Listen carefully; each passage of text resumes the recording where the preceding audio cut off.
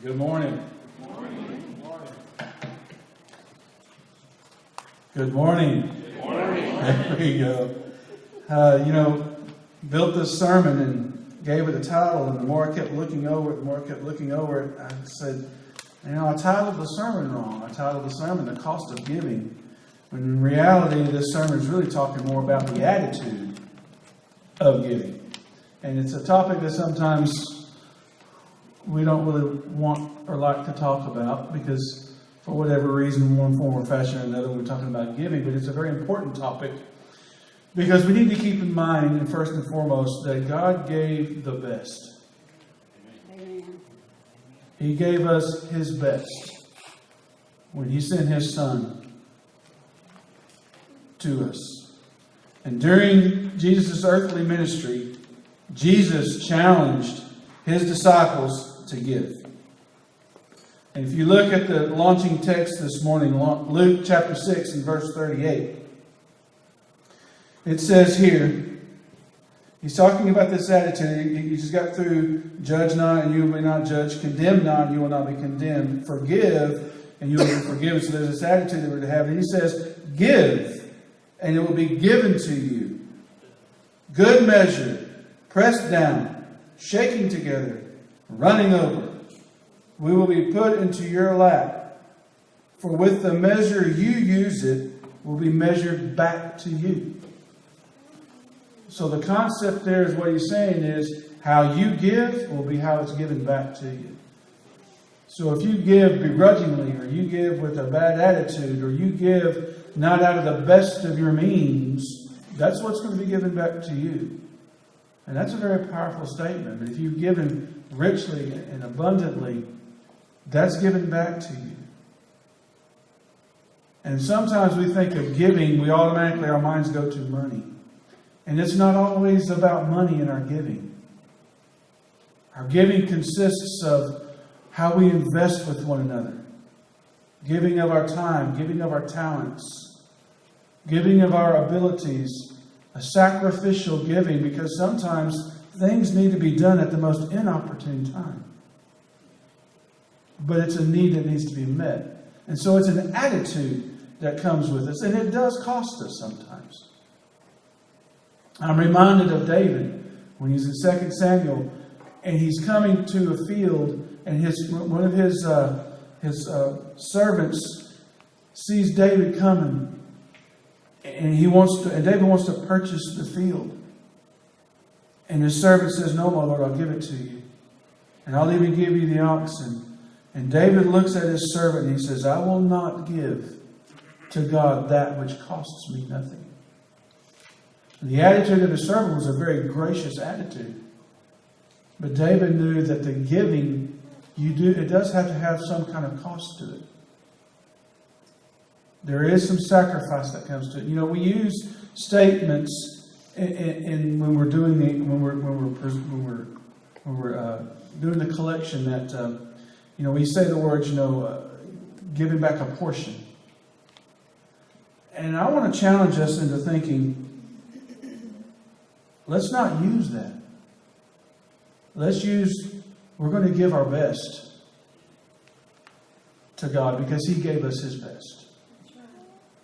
And when we try to match God in His giving, we can't match it because He says He will give it back to us, pressed down, shaking over, running over. You cannot outgive God. But we must have the same attitude as God when it comes to giving. He gave us His best. We in turn give our best. Whether it's in our singing, whether it's in our praying, whether it's in our fellowshipping, whether it's in our abilities that God has given us to serve others, whether it's how we raise our families, and then also monetarily, we give our best.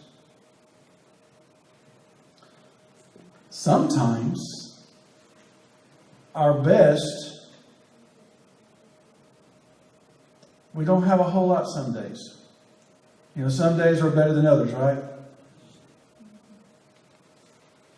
I'm giving 100%, but it's really actually 50% because that's where I'm at. Does that make sense what I'm trying to say?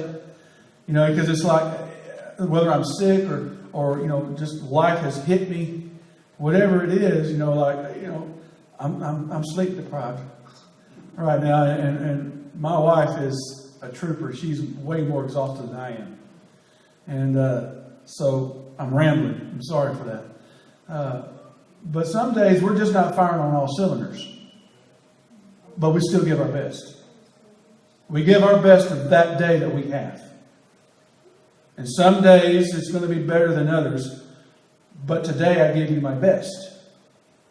And the next day it might be a better day that I can give more for that. Does that make sense what I'm trying to say? Because sometimes we just want to have the attitude of giving our best in all things. Because God gave us His best. In his epistle, Paul commanded Christians to give and to lay up in store weekly for the needs of the saints in 1 Corinthians chapter 16. And it's to work that it might give to those who are in need, to be rich in good works, ready to give willingly, to share, and to do good and to share. So the question then is often most comes up, well then how much should I give? How much should I give? What should I give? And the law of Moses was very explicit. Tithing commanded of Israel. The new covenant is not explicit. There is no command for Christians to tithe. But there was in the Old Testament. So you get this question about, well, how much should I give? Well, let's look at some examples. There's some examples to inspire us. From the Old Testament, Abraham gave a tithe of 10% to Melchizedek, and that's Genesis chapter 14 and verse 20. Jacob promised to give a tenth to God when he returned home safe. You find that in Genesis chapter 28 and verses 20 to 22. But here's where I want us to go for right now. I want us to turn to Exodus chapter 35. And let's look at verses 4 through 5, verse 21, verse 29, and then chapter 36, 5 through 7. We're just going to read the text because we don't have to do a whole lot of explanation. And I don't have it up on the PowerPoint. I want us to turn to the Scriptures and look at the Scriptures and read this together. Exodus chapter 35. See, I cheated. I put little tabs in my Bible so I can get there quick. Exodus chapter 35, starting verses 4 through 5, and I'll tell you some other passages. And it's talking about the building the tabernacle and the attitude that Israel has with this.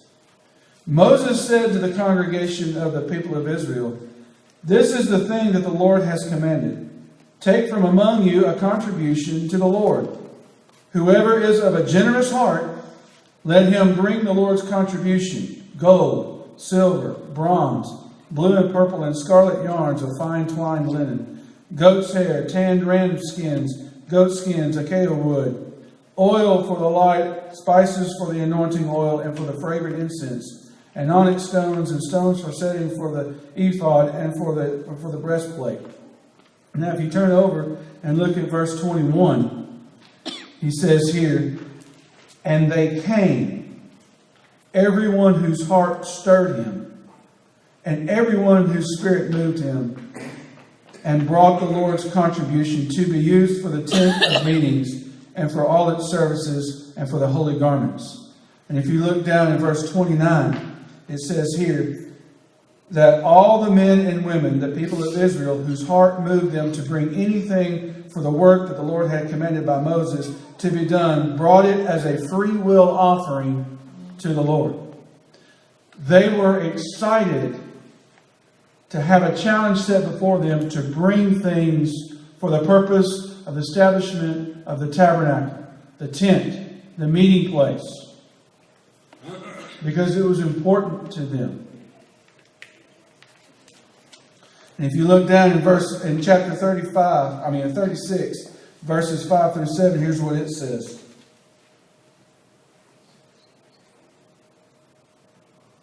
I need to get bigger print. And it says to Moses, "The people bring much more than enough for doing the work that the Lord has commanded us to do." So Moses gave command, and the word was proclaimed throughout the camp. "Let no man or woman do anything more for the contribution for the sanctuary. So the people were restrained from bringing, for the material they had was sufficient to do all the work and more. So here's the attitude of the people. It was so great that Moses had to say, stop. We have more than enough. You have not only met the need, you went far above and beyond the need. We don't need any more. What a blessing that is. To have a people come together. And it says that their hearts were stirred together. They had a task that was before them, and they came together as one body and met the need of the building of the tent meeting. So much so that they had a surplus. So much so that Moses says, stop. We have way more than enough.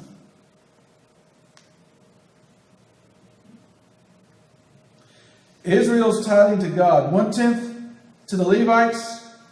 1/10 for the festival celebration. 1/10 every third year for the poor. And Israel had guidelines for the land. And we talked about this, about 8 or 9 months ago, so I know y'all remember it very, very, very vividly. You're supposed to say every word, Phil. You said that last time. Remember the Old Testament law where it talks about the owners of the land are not to cultivate, or not to glean from the corners of the land, to leave the corners. For those who were coming out, the poor, the widows, and the alien who were traveling through. Now, we don't not necessarily connect that with giving, but that is a giving.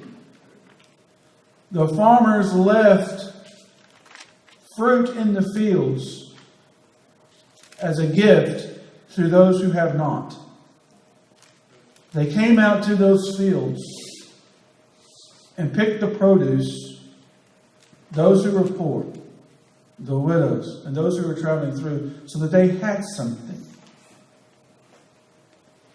So Israel was a very giving people. The Old Testament provided Israel with a rich history of giving, though some did not give as they should. And so some of the examples that we have from the New Testament on giving is this. Zacchaeus gave half to the poor in Luke chapter 19 and verse 8. And that is a very interesting passage, because here Zacchaeus meets the Lord, and the very first thing he says is, to whom I have done wrong, I will give half. And to others I will give fourfold. That's the very first thing he says. But if you go back a few verses to the rich young ruler, Jesus says, give to the poor and to the needy, and give it all away. And the rich young ruler walked away sorrowfully, for he had many possessions. And then you get to this story of Zacchaeus, and the very first thing Zacchaeus says is, I will give half to those in need, and to those I've done wrong, I will give fourfold. Now, either Zacchaeus was at that teaching with the rich young ruler, or maybe possibly the rich young ruler is Zacchaeus. And he had to walk away sorrowfully and think about it, and then he came back to the Lord.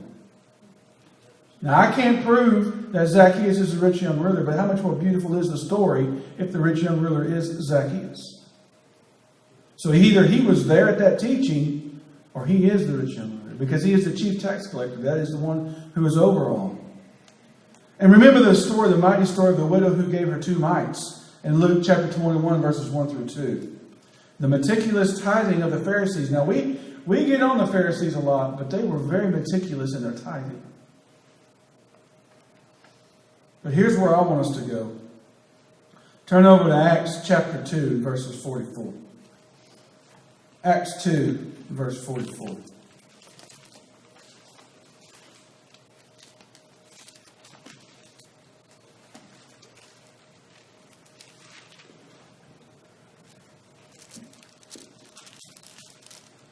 Acts 2 and verse 44 says, and all who believed were together and had all things in common. And they were selling their possessions and belongings and distributing the proceeds to all as any had need. And day by day attending the temple together and breaking bread in their homes. They received their food and were glad with generous hearts. And if you look down also in Acts chapter 4, in verses 34 through 35, he says this: "There was not a needy person among them, for as many as were owners of lands or houses sold them and brought them the proceeds of what was sold and laid it at the apostles' feet, and it was distributed to each as needed." Now here's something that's interesting about this, and this passage has confused some people in the past. We're not talking about selling everything you have and becoming desolate yourself. We're talking about they're talking about things in this passage, selling the things that you have an abundance of, and bringing it to the apostles for the Lord's work. Now, I'm not saying we all need to do those things, but what does Scripture say about our attitude in giving? Because you see, church, something we need to understand is when the Lord blesses us, we are not to keep those blessings for ourselves. The Lord gives us these blessings so that we in turn now bless others. Remember, God gave us His best. He gave us His Son. He gave us the greatest blessing that ever was, that ever is, and that ever will be. We take on the likeness of Christ. And by giving our best and doing the things that honor God and doing the things that are in the Lord's work. But it's interesting that those who had surplus sold their surplus for the betterment of the Lord's work, for the betterment of the kingdom, so that those who were in need were no longer in need. Those needs were met. Barnabas, we see in Acts chapter 4 and verses 36 and 37, you want to just keep reading there. Barnabas sold land and he brought the proceeds there. The disciples in Antioch were very giving people. The churches in Macedonia and Achaia, in Romans chapter 15 and 2 Corinthians 8, were very giving, and they gave for specific purposes and reasons. The brethren in Philippi, who helped Paul once again in his missionary journey, collected contributions from the saints so that the Lord's work continues. The New Testament provides us with a rich history of giving, the greatest example being the gift of Jesus Christ. So what are the principles that need to guide us? First and foremost, as we prosper, Paul charged Christians to give as they prosper. He instructed them to give according to what they have.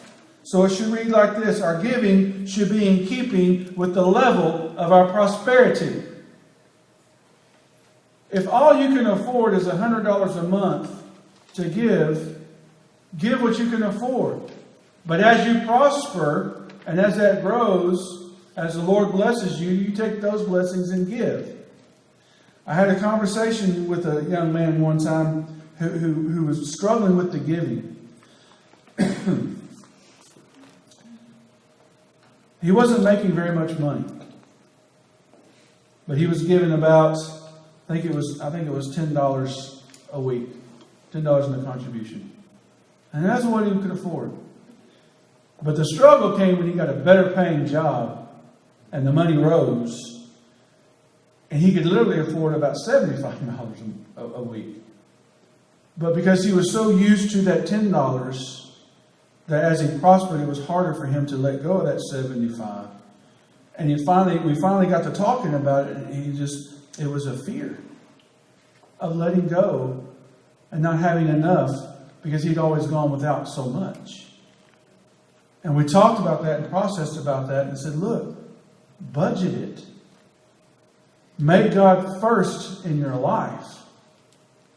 And just see how He prospers you. One of the hardest convicting examples I can have personally, Shai and I were newly married. And we weren't making a whole lot of money together either at that time. And we had rent, and we had groceries to buy, and all the bills that come along with everything. And Sometimes we got to focusing on, well, we can't really afford to give this much this week. And lo and behold, there wasn't enough money at the end of the month. But what was so interesting was when we decided to say, no, we're going to give God first. We're going to lay aside what we get first. We didn't have any raises, but what was interesting was it worked out. We had the money at the end of the month.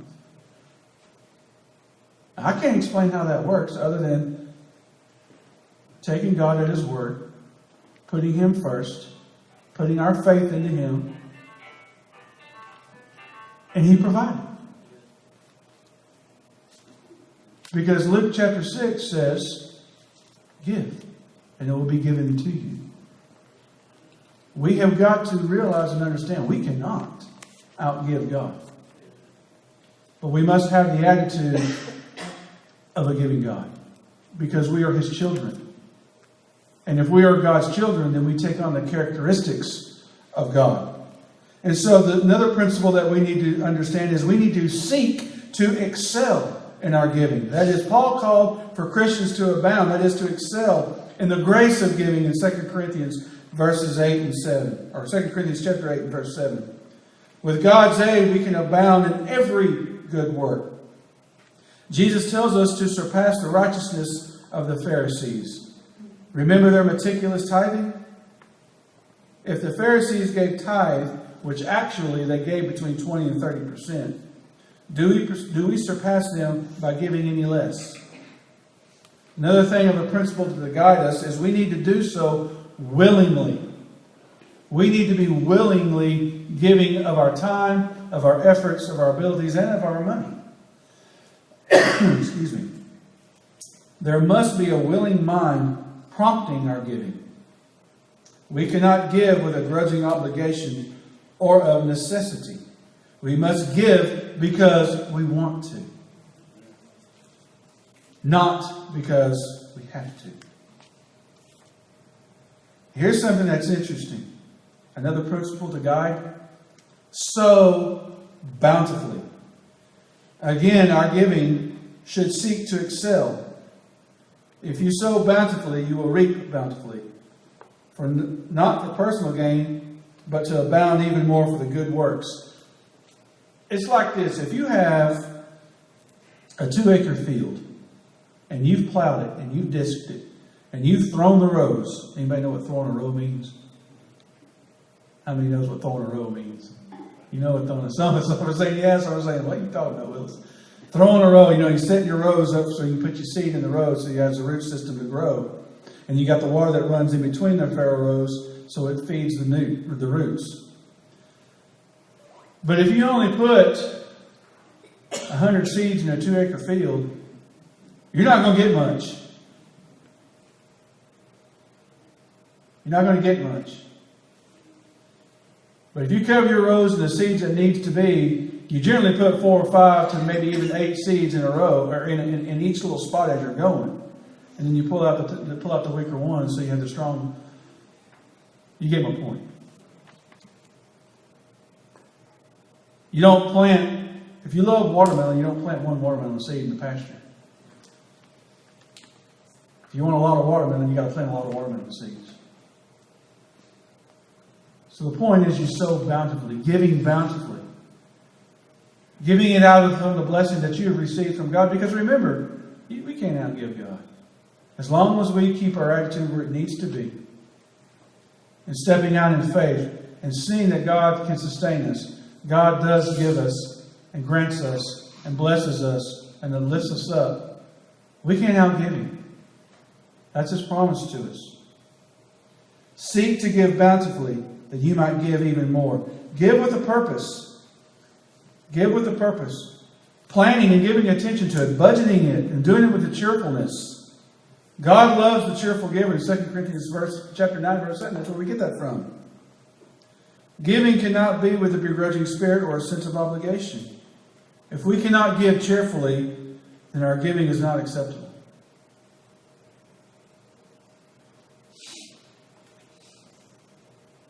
So what about maybe some of these suggestions that might stimulate us? Many suggest at least 10%. This is often suggested as a bare minimum. Yet even the Pharisees gave 20 to 30% to the Lord and to the poor. Paul appealed to the example of the sacrificial giving, the Macedonians and the Lord, when he sought to motivate the Corinthians to give. As we are blessed, so we bless others. Jesus warns us of just thinking of ourselves. Remember in Luke chapter 12, verses 16 through 34. This is the story of how, remember the rich man who said, man, I've got so much surplus now, I've got to tear down my barns and build bigger barns. Everybody remember that story? He says, I'm going to tear down my barns, I'm going to build bigger barns so I can store all this stuff, and then I'm going to just take it easy. I'm going to retire. I'm going to sit on the porch, rocking my rocking chair, eat, drink, and be merry. And what's God's response to this man? You fool! This very night I demand your soul from you. I give you blessings and abundance, and you store it up for yourself. He already had barns. The barns were the people. He had his personal barns to store the stuff in, but his abundance was to be given to the people. And not only does he not do that, he says, I want to retire, which means those people who work for him are now out of a job. Because one person decided not to give anymore. And to take the blessings that were given to him and keep for himself. Because remember, God gave us His best when He sent His Son. Should we not have the same attitude? That we give our best, and we give out of our abundance, and we give out of our blessings, so that we are a blessing to others. As adopted children of God, we are blessed because we have redemption. We have salvation. We have the Holy Spirit. We have the church. We also have a responsibility to share this gospel with all that we come into contact with. And that is the greatest gift of all. Is to share Jesus Christ with someone else. We have so much to be thankful for. Should we give any less than to what God's people have given in the past? Budget our giving. We must give as we have purpose in our heart. And as we prosper, plan our budgets accordingly, giving a special place in our budget for our planned giving. Seek to excel. Certainly we sow bountifully, we reap bountifully.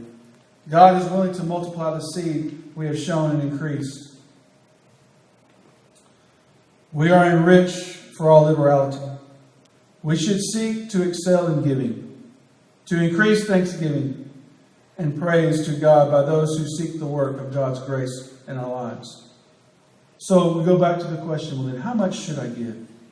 And that's not an easy question to answer. There is no set percentage given to Christians in the New Testament. It is really between you and God on how much you should give.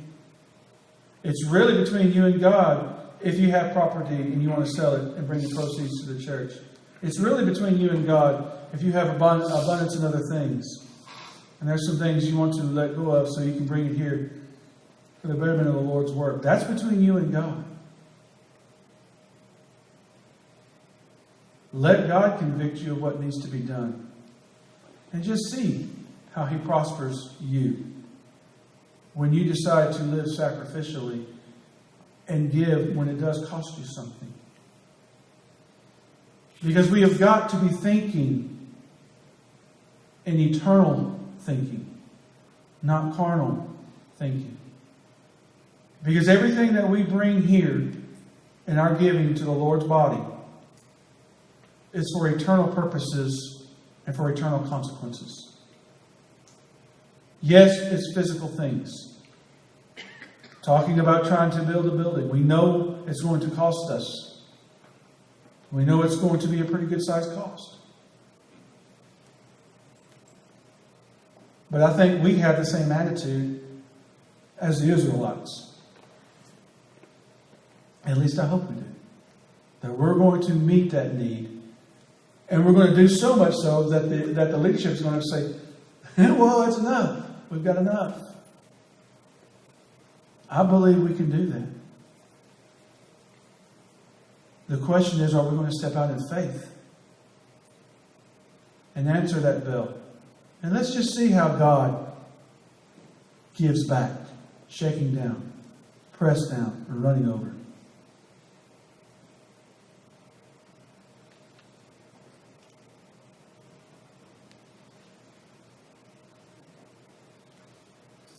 Have you given much thought lately to how much you should give? Not just monetarily, but how much you should give of your life every day to the kingdom. How much you should give that poor lady in Target who's at her wit's end with 3 screaming kids. And you come by and just pat her on the back or give her a good word of encouragement, telling her she's doing a great job. That's giving. That's giving. That's what giving looks like. I have no idea if I followed my PowerPoint or not.